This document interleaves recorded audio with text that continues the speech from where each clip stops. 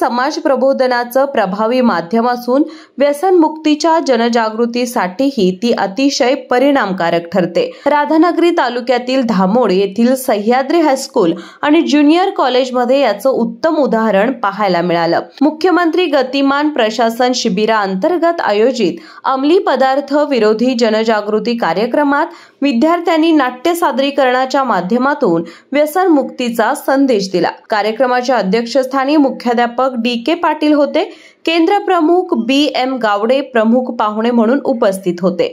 प्रशासन अधिकारी RS इंगळे यांनी प्रास्ताविकेतून कार्यक्रमाचा हेतू स्पष्ट केला। कार्यक्रमाचं मुख्य आकर्षण ठरले ते विद्यार्थ्यांनी सादर केलेले नाटक।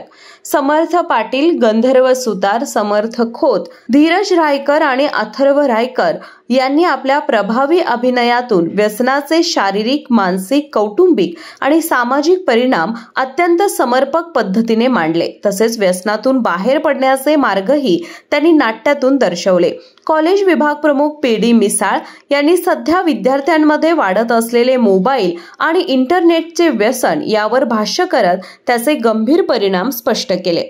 अध्यक्ष DK पाटील यांनी विद्यार्थ्यांना व्यसनाधीनतेपासून दूर राहण्याचा सल्ला दिला।